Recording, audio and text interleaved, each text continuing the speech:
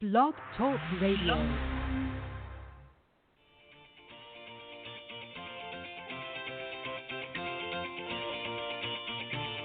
Good morning, everyone. Welcome to the Women of Golf Show. I'm Ted Odorico, and joining me is LPGA professional Cindy Miller, and we are your hosts. We're broadcasting live every Tuesday morning from 9 to 10 a.m. Eastern here on the blogtalkradio.com network, bringing you some of the best golfers, teacher professionals, and entrepreneurs helping to elevate women's golf. We're so glad you decided to join us this morning, so grab your coffee and let's get started.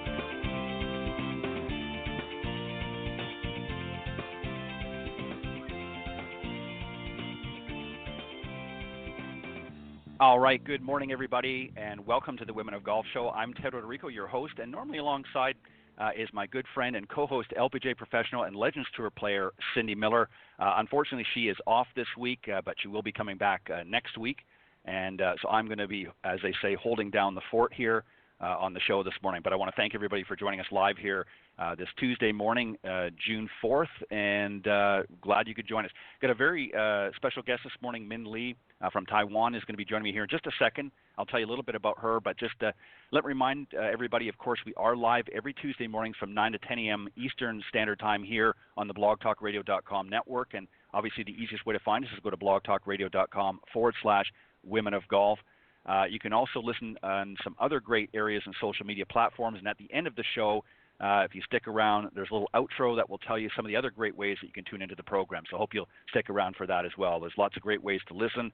But for those of you listening live, thank you very much again for joining us. As I mentioned, I got a very special guest this morning, Min Lee from Taiwan. She's a two-time winner on the China Amateur Tour in 2012 and 2014. Graduated from the Symetra Tour, where she competed in 18 events on her road to the LPGA in 2014 and played the weekend 16 times.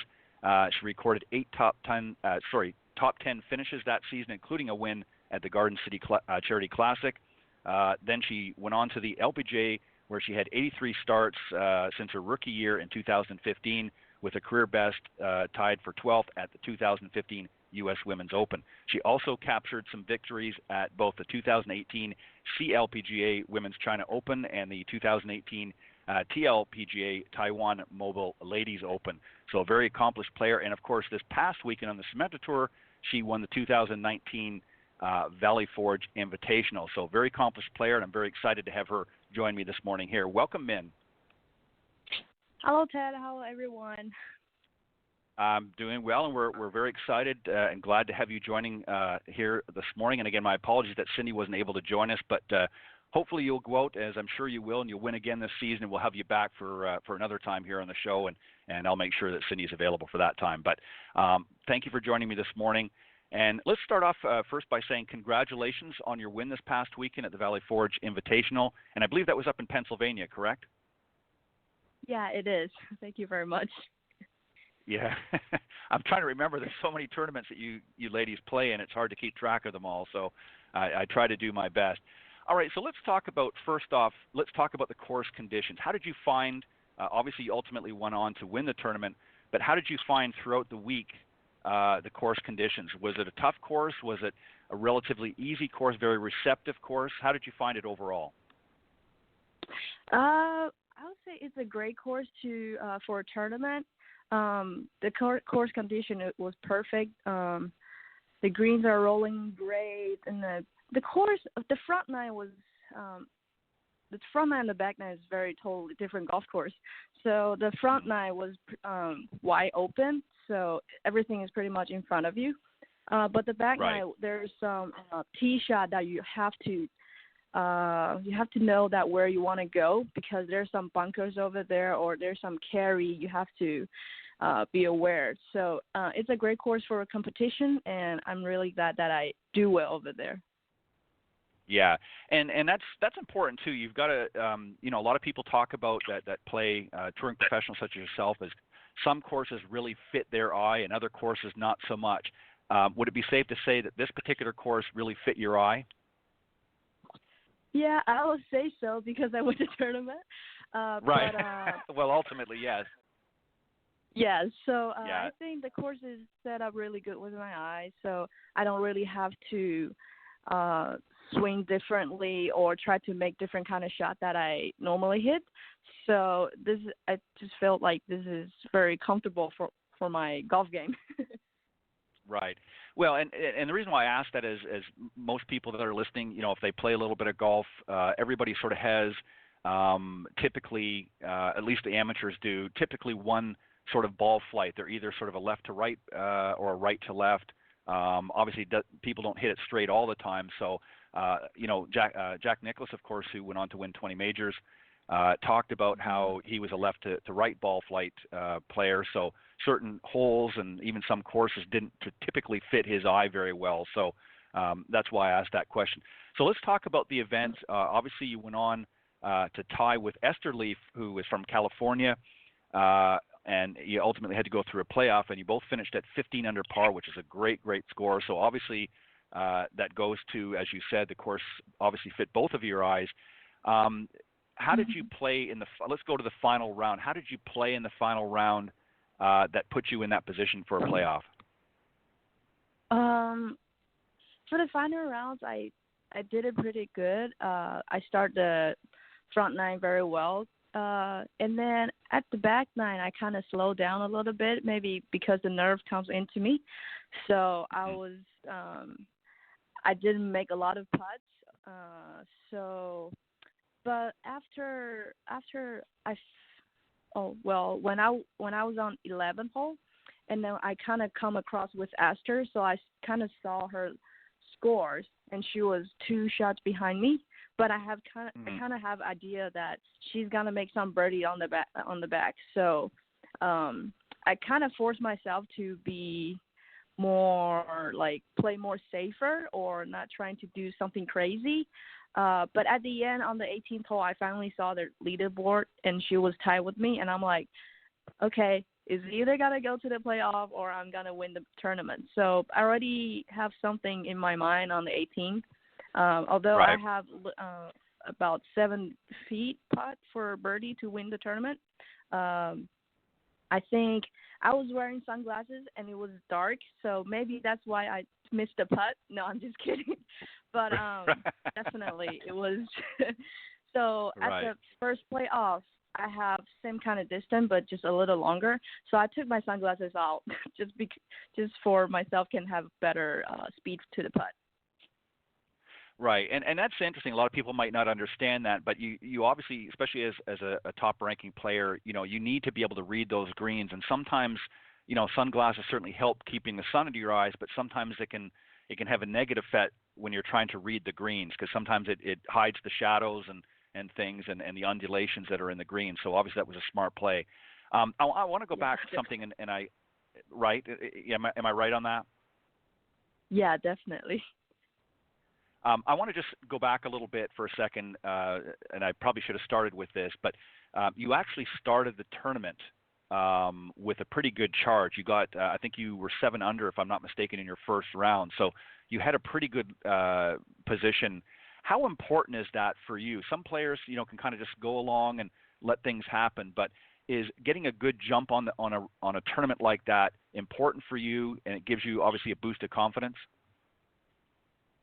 Definitely. So I haven't had really low score for a while, and then so I started the round pretty good, and then at the last 6 hole I had 5 birdies straight. So that gives me a lot of confidence. And then after the day, I was thinking about just play another 2 days of golf and just trying to enjoy the tournament because obviously I haven't played for a long time. But I have some experience before that. I was leading the tournament all 3 days, and then finally I win the tournament. So, I mean, I kind of tell myself that I have that experience, so this is not going to bother me. So I would just thinking about just have some good golf shots and try to make good putts. If it goes in, it goes in. If it doesn't go in, I'm just trying to make another stroke and make it in. Yeah, and again, having a great start to a tournament, obviously everybody wishes for that. That gives your helps to elevate your confidence level throughout the rest of the tournament. So that was obviously important for you as well. And obviously, Min, you've had some experience, as I mentioned in the introduction. You've won some other events, including back in 2014, you won the Garden City Charity Classic. So you've already won on the Symetra Tour, and you've won in other tours as well, and obviously done very well out in the LPGA. So you're able to draw from some of those experiences. I want to ask you, because you mentioned the scoreboard. When you come up to 18, are you a scoreboard watcher typically, or are you someone that just sort of focuses strictly on your game, and occasionally if you'll glance up at the board, or do you really pay attention to what's going on around you? Yeah, I am the person that would like to watch the scoreboard. Just kind of give me an idea like where I am, but I don't try to let them bother me. Just like Right. because I cannot control everybody on the leaderboard. I can only control myself and my golf game.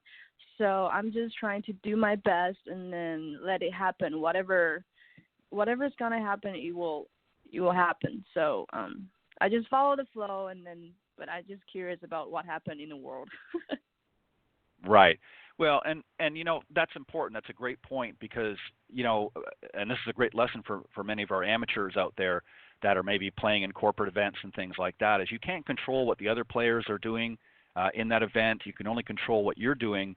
So, it's nice to know what's going on around you and kind of be, a little bit cognizant of it, but you don't want to get so absorbed that it starts to affect how you play. If you get nervous because you're a couple of strokes behind the leader, and then suddenly you start falling apart because you're not really paying attention to your own game anymore. You're more concerned about what the other players are doing. So that's a great point. Something else, too, obviously, when you finished this tournament here this past weekend, of course, the win means something very special for you. This is another one in the United States here. And I noticed also, too, that you indicated in some of your post interview with the Symetra Tour that you get a lot of texts and support from family and friends, and especially you enjoy seeing some of the comments coming through social media like Facebook and that sort of cheering you on. Are you a big social media person, and how important is it to really get that sort of constructive, positive feedback from family and friends and fans? Oh yeah. So I'm kind of slow on social media. Mostly what I'm focusing on is on the Facebook. So although when I finished my first round, I got a lot of messages from a lot of friends from Taiwan or my friends around all around the world. So I'm very grateful that I have so many fans and family following me, and it's just so nice to know that even though you're not playing well, they're still supporting you. And now you're having a good tournament, and they're just like they all come out at the same time and like, oh, I'm explode. But Right. It's so nice to have like a lot of people that supporting you, even though they're not here with you, but they're still supporting you far away from you. But it's just so nice to have so many good vibes to playing in the tournament. And I'm just happy I have that. Yeah, I think it's important. I think it's like anything in life, Min. I think you've got to have a balance. Obviously, there's some people that get very absorbed in social media to the point where it affects everything else in their life. They're more concerned about how many likes and so on and so forth.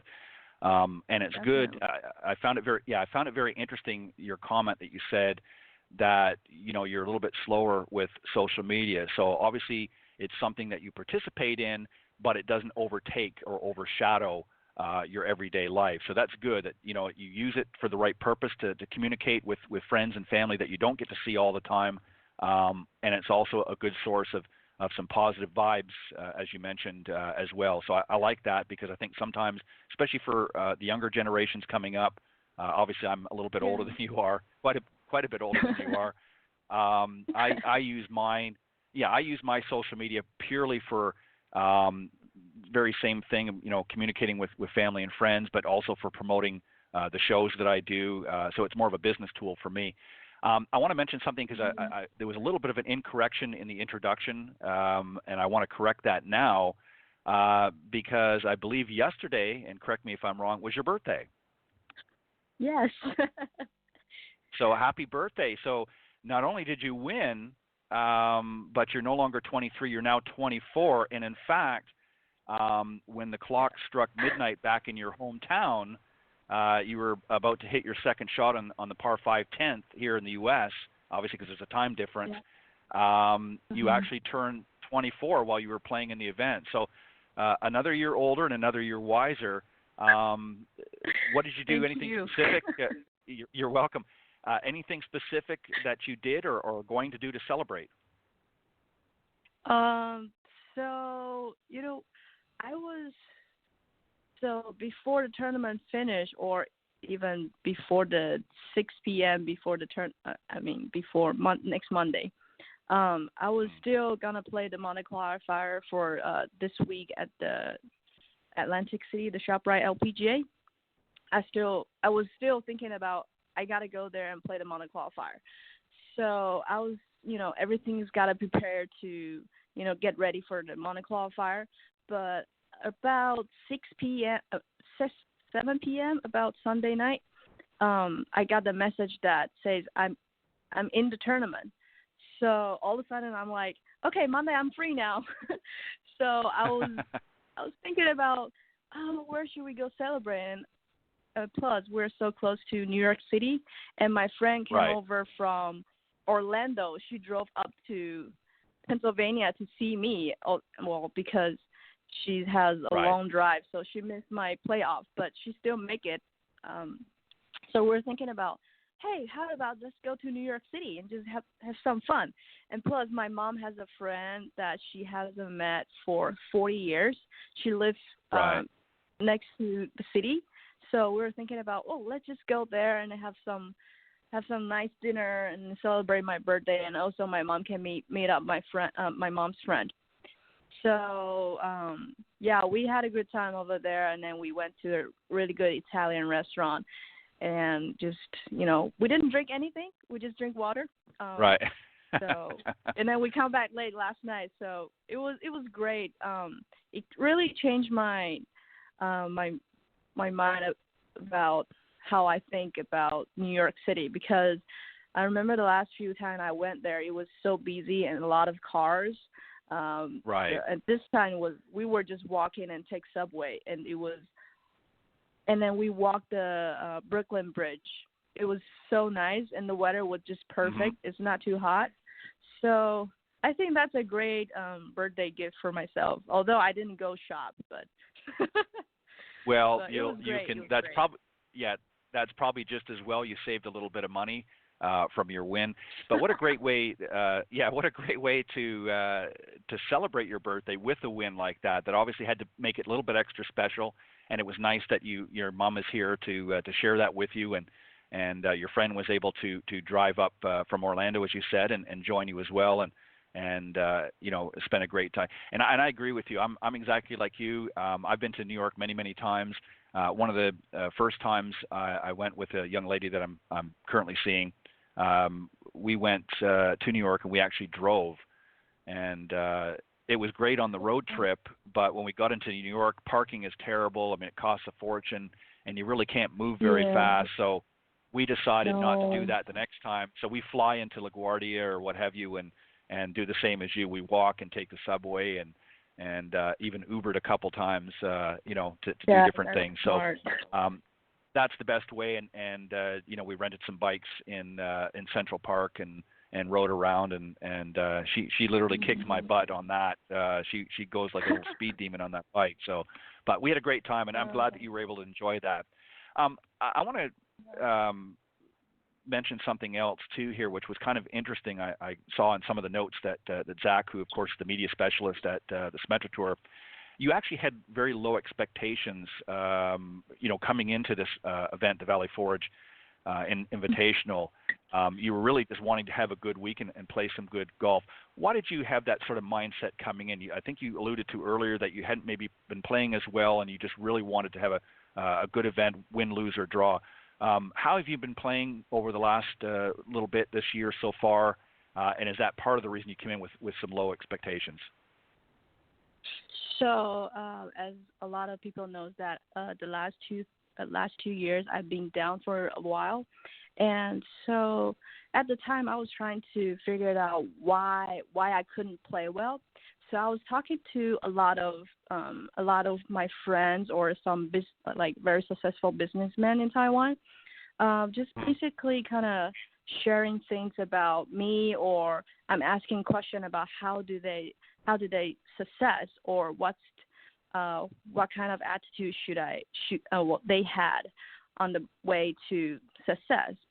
So I have a lot of advice from a lot of different kind of people, and finally I got one that it's not the same as a lot of successful people. So right. Most people or players, they have really strong mind that they wanted to win the tournament, or they've been very, very tough, and I mean that's the way they success. But I think I'm kind of different. I'm a different person. So the way that worked for me is to have low expectation, and I would say less care or care less. Just don't think about what I want. Like, don't think about winning a tournament or trying to be tough. And well, now it's for me to sit by and relax and trying to have a nice week, and don't try too hard. So that doesn't give me a lot of pressure of I have to win the tournament to be able to reach my goal. So that lowered my pressure and my stress, and that worked really well for me. Just I don't get killed if I don't make it. So that's the way that I when I play well. So the last few tournaments that I won in Taiwan and in China, I had really low expectation. I just go there, and then I'm just trying to make some friends or talk to people, and then trying to have a good golf game. So, and then the win comes with it. So I think for me is not trying so hard to win the tournament, because if I have good golf shot, have good putts, I'll make birdies. So more birdies will comes with victory if I'm lucky. So low expectation. If I have if I have birdie, and I feel like, oh, that's a bonus for me. So that's kind of add up so many good vibes to me, instead of, oh, if I make a birdie, oh, that makes sense because I wanted to. Yeah, that's a great way. And let me just clarify for people that are listening what you're saying, because I think I don't want people to misunderstand that. When you're saying that you have low expectations, it doesn't mean you're coming in without any expectations of win. It's just that you're not putting that undue pressure on yourself, saying, I've got to win this tournament, or, because I need to maintain my card, or I need to do this. You're coming in with realistic expectations that you can't win every single tournament. And that's a great attitude really to have, because you're exactly right. You're not putting unnecessary pressure. The event itself provides, believe me, enough pressure for you young ladies to be out there. You're battling against some of the other stars, if you will, out on tours. And, if you come in all the time with the expectations of winning, it sounds great in theory, but the truth of the matter is we've seen a lot of professionals over the years that burn themselves out because they cannot maintain that sort of level of constant, I've got to win, I've got to win, I've got to win. And then when they don't, it hits them harder than if they come in and just say, I'm going to play my best, I'm going to play my game. I think that was some very great advice that this individual gave you. And I think obviously it served you well this week up at Valley Forge Invitational, because obviously you ultimately went on to win the tournament. So that gives you the confidence you need to move forward, but at the same time you don't develop a sort of cocky or arrogant way about yourself, thinking, okay, I'm going to win every tournament now. It just reinforces that you're doing the right thing. And then kudos to you. That's a very smart thing to do. Thank you for putting all together for me.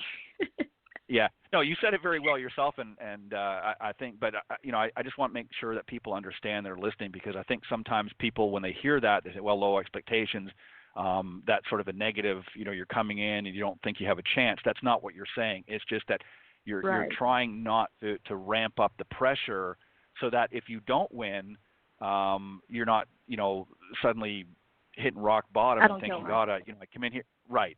You're coming in there Yeah. with an expectation that you can win if you do the right things, but if you don't win, you're going to be okay with that as well, as long as you played your best. And it goes to what you said earlier, is that you're there to focus on your game, not what everybody else is doing. And if Right. the others want to, come in with that expectation they're going to win every tournament, let them do it. That's not how you're going to play, and ultimately, as I said, it served you well. Min, if you can hang tight for just a second, we're going to just take literally a little few second break here, and then we're going to talk about, as I put it, the day in life of a touring pro, of course, being you. We're going to talk about some other things on how you prepare and get ready for tournaments and so forth. But first, I want to just remind everybody, thank you for joining us live here on the Women of Golf Show this morning on the blogtalkradio.com network. And for those of you that maybe run a business or own your own business out there, and you want a great person to connect with for some executive training, both on and off the golf course, there's really nobody better than my good friend and co-host, LPGA professional Cindy Miller. So take a listen to some ways that she can help you in a way that you can reach out to help her. Everyone knows business deals are made on the golf course. Knowing how to act is just as important as how you hit it. As an LPGA professional and corporate trainer, I offer workshops, seminars, and executive retreats to teach you how to do both. From the back nine to the boardroom, improve your team from the inside out, or Golf 101 for executives might be the perfect fit for your team. Maybe it's time to make some deals on the course. For more information, go to cindymillerinc.com. All right. It was a great little audio clip from Cindy Miller. Again, go to cindymillerinc.com after the show, and you can reach out to Cindy. And if you're somebody in the corporate world and you would like to connect with her, that's the best way to do it. So, all right, I'm here with my very special guest this morning, Min Lee, the winner of the 2019 Valley Forge Invitational on the Symetra Tour, and also a birthday celebrator, if you will, here just yesterday. She spent some time up in New York. Welcome back, Min. Thank you for being so patient, and thank you for continuing our conversation this morning and helping me out a little bit here on the show. Yeah, my pleasure. Well, thank you. All right, so before we start this segment here, you mentioned that you're going to be in the ShopRite Classic, LPGA Classic, this week. So you're going to get out there, and obviously, and that's in Atlantic City, correct? Yes, it is. All right. And you're going in with a world of confidence, as we just talked about, with your win on the Symetra Tour. So that's going to give you that little extra boost. But again, you're not going to go in with super high expectations that you're going to necessarily win the tournament, but you're going to go out there and give it your best. And here's some ways, too, folks, for those of you tuning into the show, that we're going to talk with Min here and talk a little bit about some of the things that she might do in preparation, not only for the tournament, but in her everyday life that keeps her sort of at the top of her game, both physically and emotionally as well.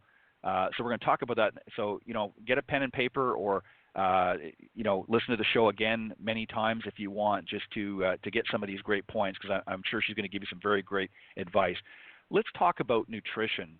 Let's talk about daily nutrition. I mean, are you somebody that is very diligent or very cautious about what you eat, or every once in a while you might, sort of fall off the wagon and maybe have a little sweet or something, but do you stick to a pretty regimented nutrition program, or no?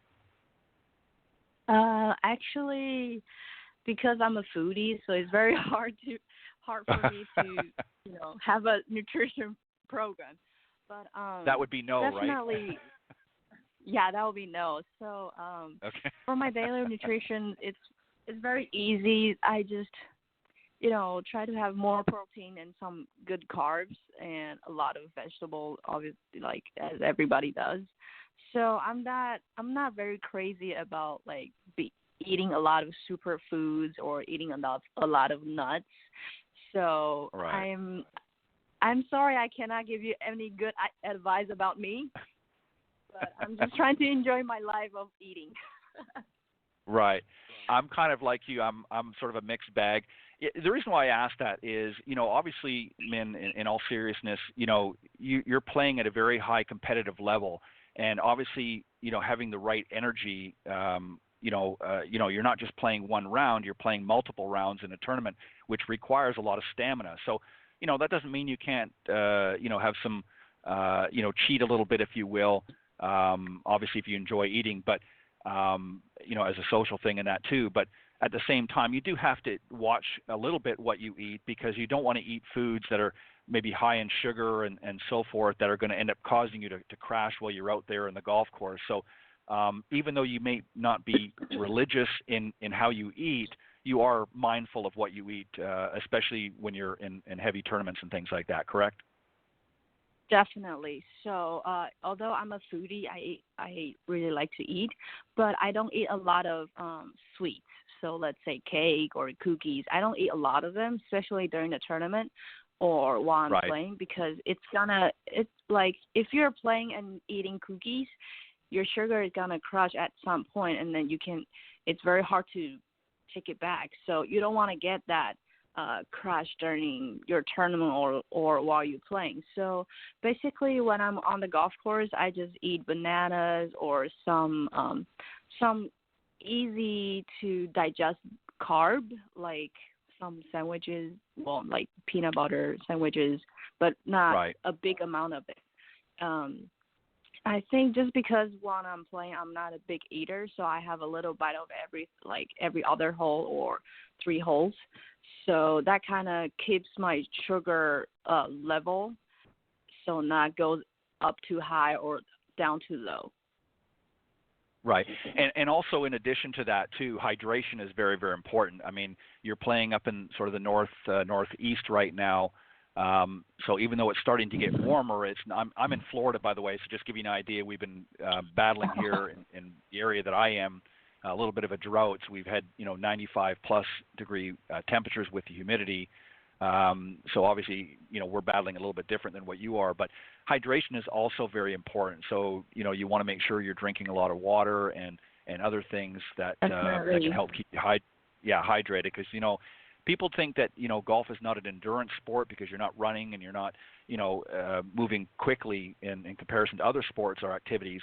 But, when you're walking 18 holes and it's out in the blistering sun and you don't hydrate, it's very easy to get, very lethargic, especially when you made the turn at onto number 10 and so on. You can really derail a good round if you're not well hydrated. So that's important as well. What about fitness, Min? Are you somebody that, obviously you're very young, so you're in good shape and good fitness, but do you work out religiously? Do you have a workout routine that you sort of adhere to, or are you just somebody that works out a little bit, or what do you do? So early this year, as I've mentioned on the Symetra website, that I hurt my back early this year in March. So ever since then, I can't really do a lot of heavy weight or lifting training. So now I'm just more focusing on, do a lot of good stretch and then do a lot of core and maybe on my back training. So I think I work out maybe twice a week during the tournament just so I can have a good muscle memories or have a flexibility to maintain my swing for the tournament. Yeah. Yeah, and that's good too. I think you can, again, much like the food and the nutrition, you can go overboard too. And I think there's nothing wrong with those that really like to enjoy a good workout. It gives them that, adrenaline pump, if you will. But you can overdo it as well, and obviously that makes you more susceptible to injuries.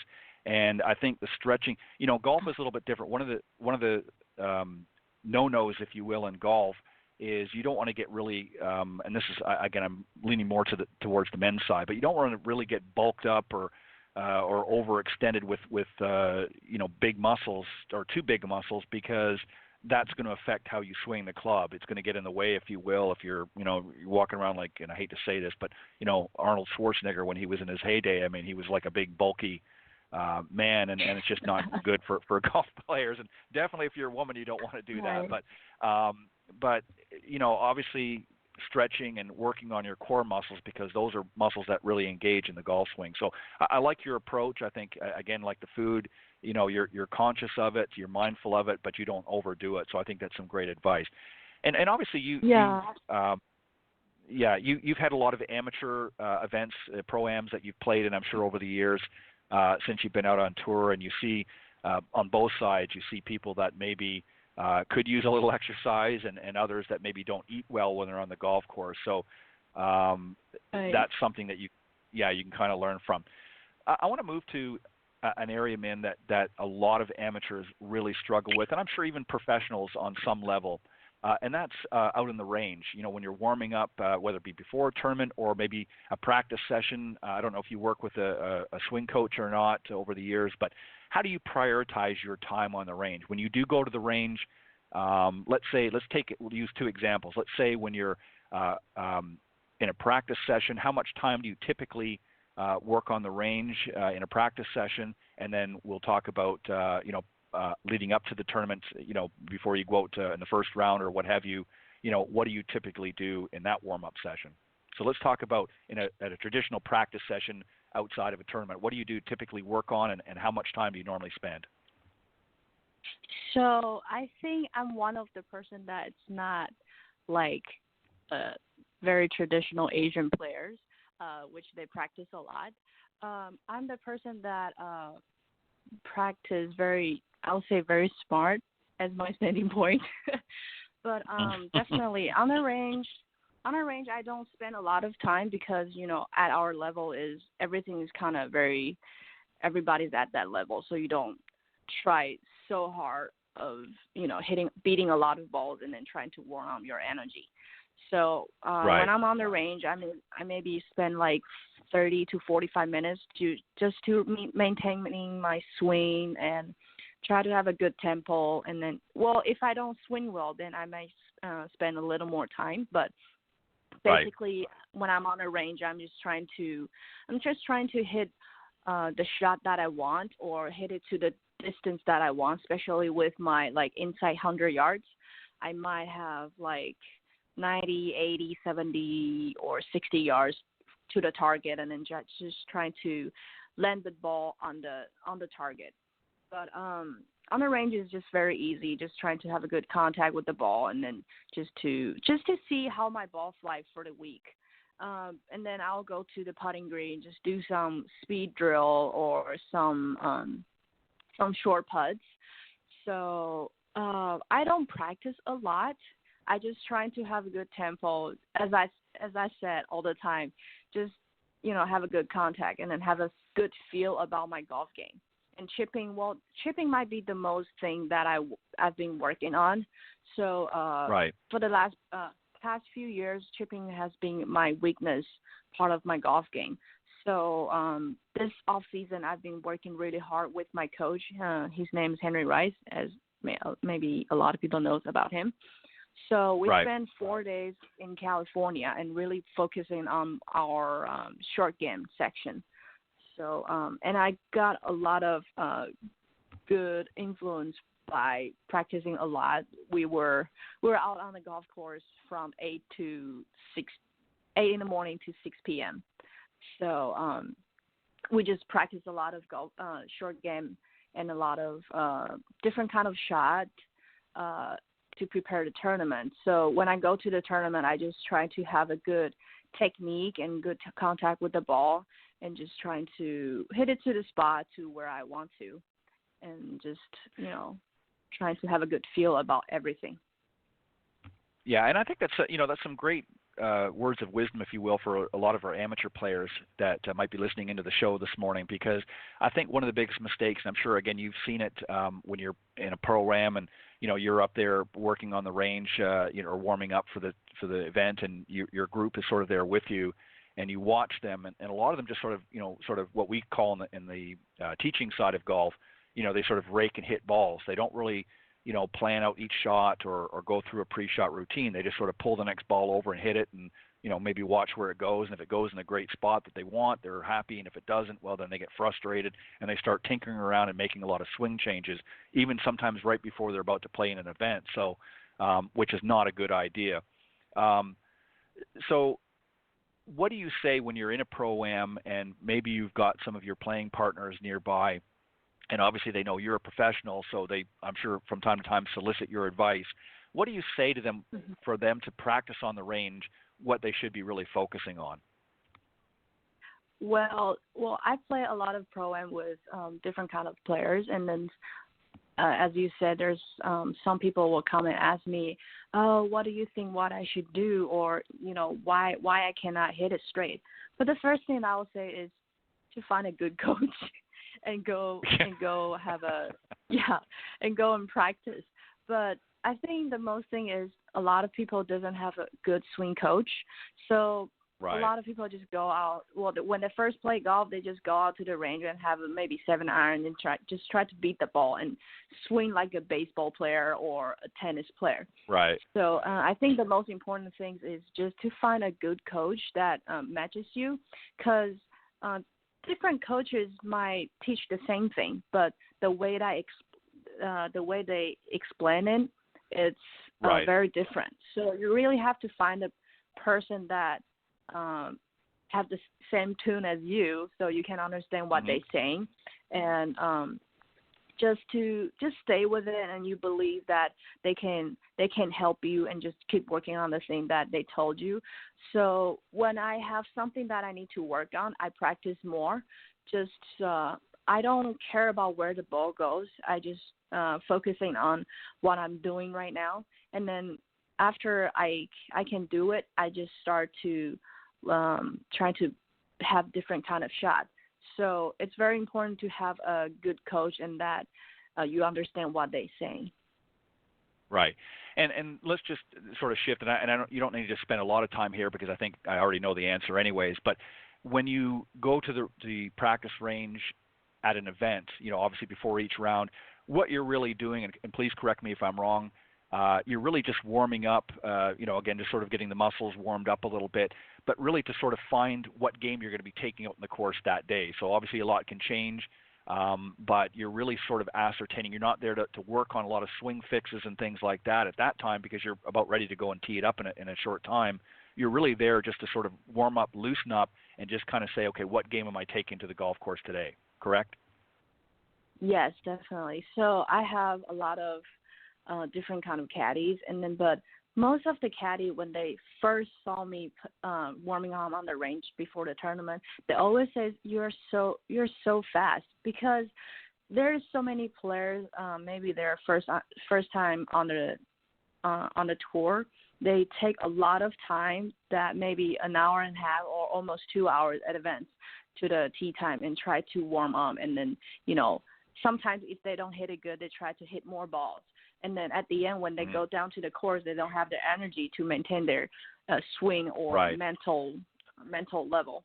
So for me, it's like I only take maybe 15 minutes to warm up, just so my body is loose, because I already have my game. It's there. So whatever, if I don't swing well, it might be just because today, or maybe sometimes I don't have a good mindset to the tournament. So also my brain, what my brain thinks, that might change my swing. So I'm just trying to have a good mental level, and then try to lose up my muscle, and then just go out and play golf.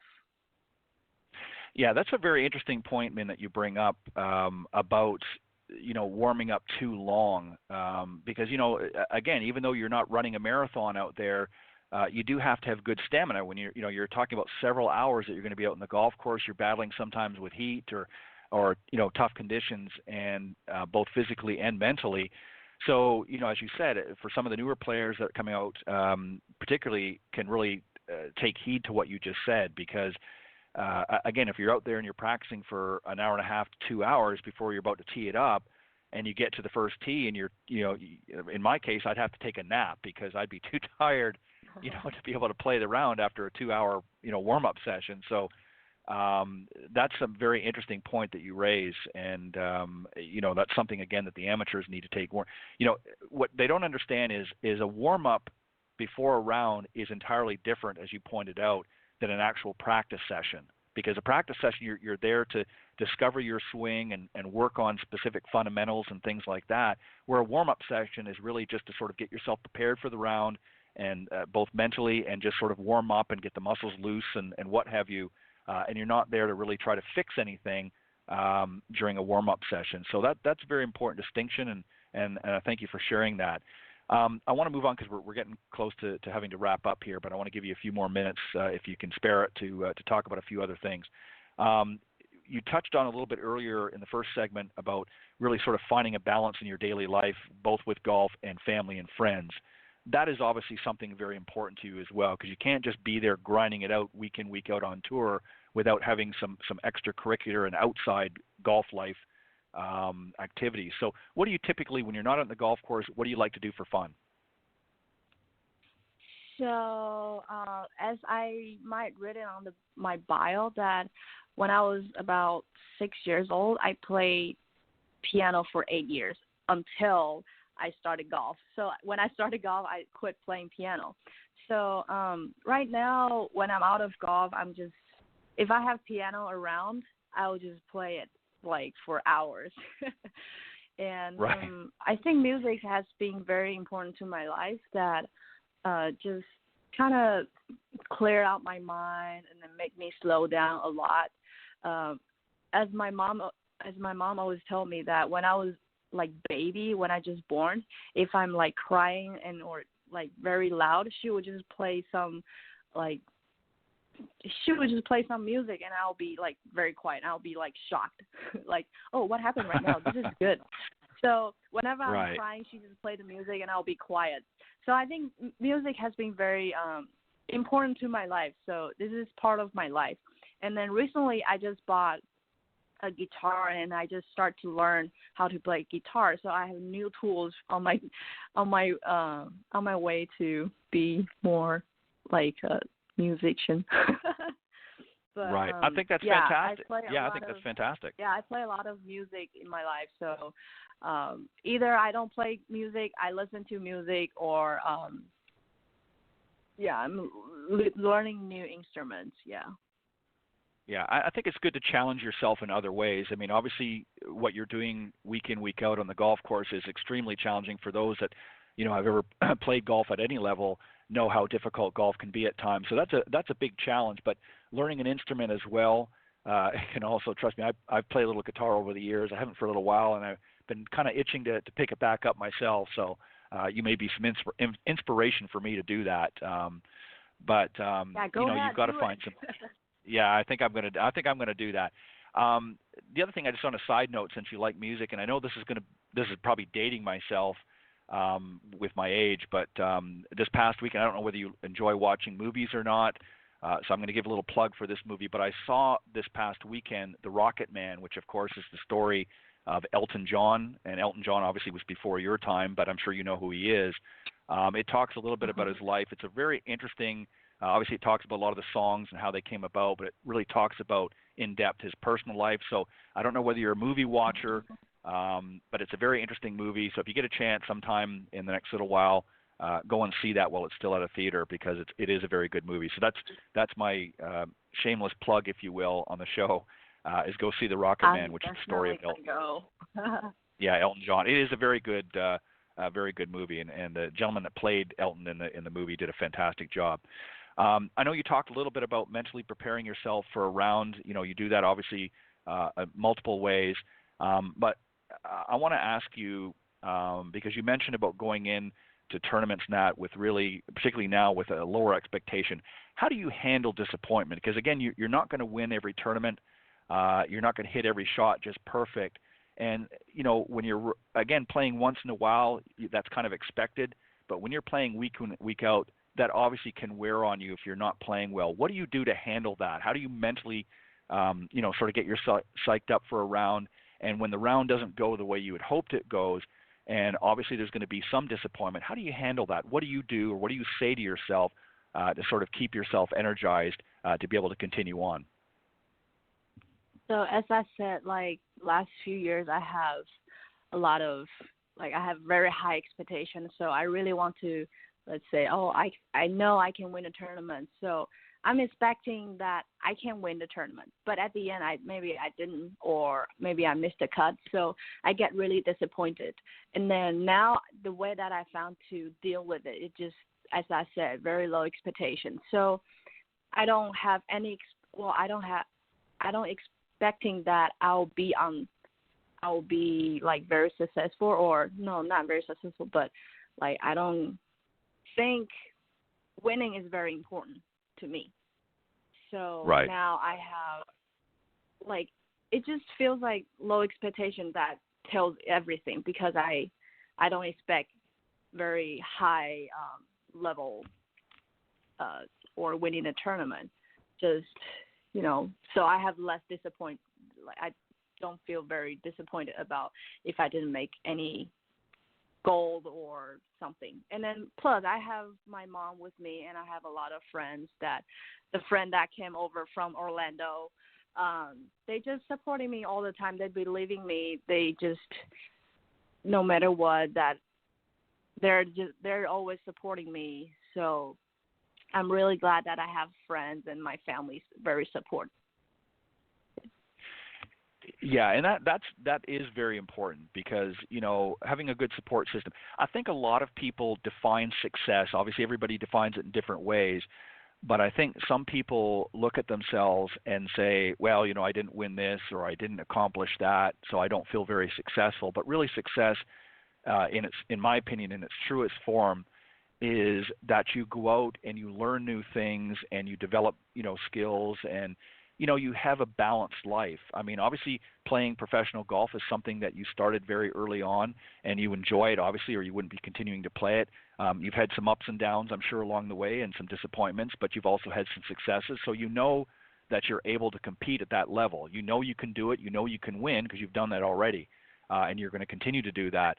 But you're not so entrenched in, I've got to win, that if something happened, God forbid, and you couldn't play golf tomorrow, you're going to be okay with that, because you have other interests like music and other things outside of golf that help to balance your life. And I think that's, in my opinion, what real success is. Not how much money you have, or how many wins you have, or how far up the corporate ladder you climb. It's really about having a balanced life and enjoying life, because if you think about some of the people that we see and hear about in news all the time over the last, well, for me, several decades, you see them going out and they're striving for perfection all the time, and when they don't get it, they're so disappointed that it literally derails the rest of their life. And you sound like you're a very, very intelligent young woman who has a clear understanding of really what the important things are in life, and that is really your own happiness, just being happy and enjoying life and sharing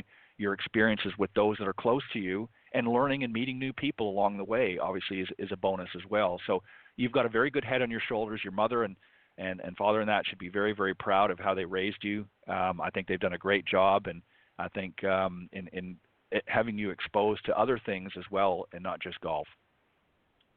Thank you very much. Yeah. So on that very positive ending note, we'll have to wrap it up. But I want to thank you very, very much for not only joining me this morning here, but sticking around a little bit longer. I know it's probably longer than what you originally anticipated, but I appreciate it very much. And I think it was very insightful, and I hope very educational for some of the folks listening out there this morning. From literally all around the globe that tune in here. I think sometimes people that take up this game, especially at the amateur level, get out there and they're very, very hard on themselves. And here's somebody who obviously plays at the highest level of the game, who just says, you know what, it's okay if I don't win. I'd like to win, and I'm going to do my best while I'm out there, but if I don't win, it's not the end of the world. There's other things that are important in my life too that I can enjoy and celebrate and have fun with, and I'm going to keep trying my best to play it, and hopefully the wins will come along the way. So some very sound advice you've given the audience this morning, and again, congratulations on the win, and again, happy birthday. Welcome to year 24, and I hope it's a successful year in many, many ways, and I hope you continue to win tournaments and reach some of those goals that you've set for yourself. But if not, get out and practice that guitar and keep working on the piano as well, and just enjoy life. Thank you very much. And win again, so you can come back. It's been honestly, it's been a great pleasure. I've enjoyed speaking with you. It's probably one of my all-time favorite interviews. You've just been a great guest, and I've really enjoyed it. And again, I thank you for sticking around a little bit longer this morning. And I hope you win again this season so you can come back and join us. And I promise next time I'll make sure that Cindy's here with us as well.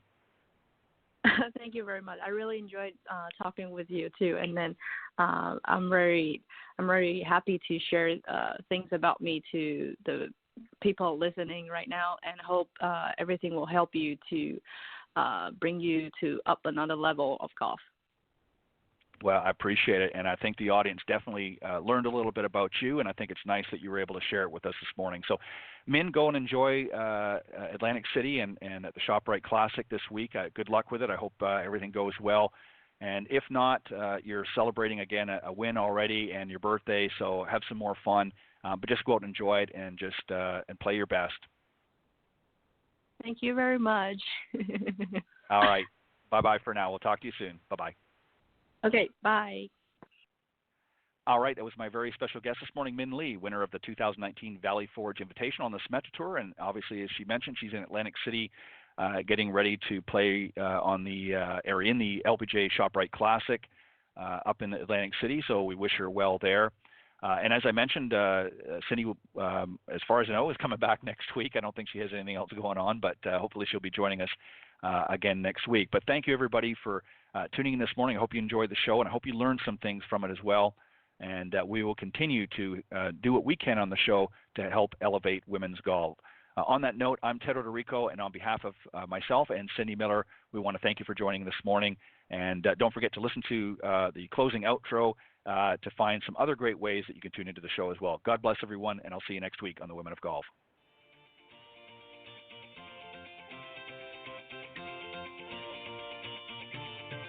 Thanks for listening this morning to the Women of Golf Show.